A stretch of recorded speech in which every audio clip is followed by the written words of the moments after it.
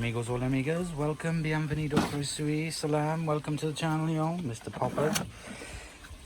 Today we're going to be doing the first demonstration video using the DYSON CR02 that I've recently stripped down, repaired and put back together as you were seeing in last week's video. And I did do a little kind of like teaser wash for you guys, but we're going to do a proper one now with actual clothing.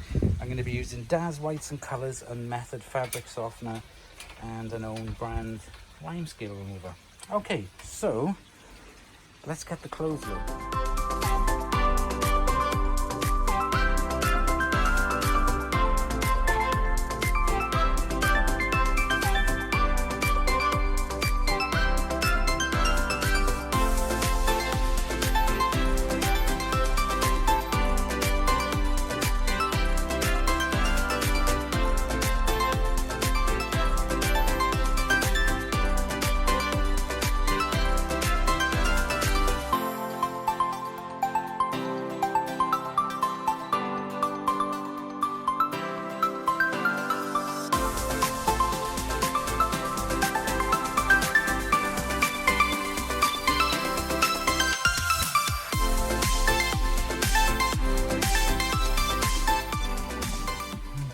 Put in some DAS.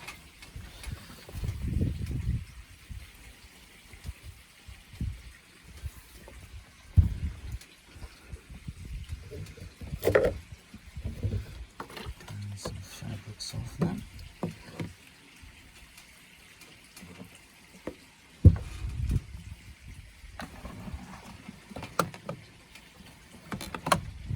Just gonna leave it like that because it'll spring out and go everywhere, so I'll leave it like that for now until I can get that properly fixed. Let's turn it on. I'm going to do a cotton 40 1100 spin, dirt and stains, extra rinse. I think that is fine. Yeah, okay, that's fine, so I'll leave it at that. Display isn't working, so can't really tell what it says. But never mind. Okay, let's crack on with the wash. So just a reminder before I press start, I have taken the front door off, which is the one with the lock off, so you can see this clearly. So don't do this at home.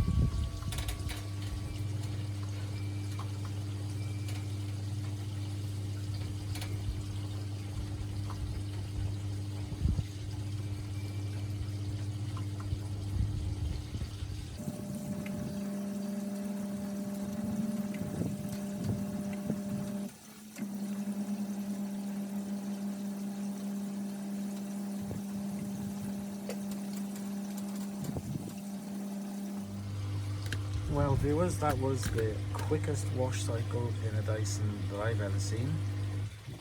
13-minute quick wash.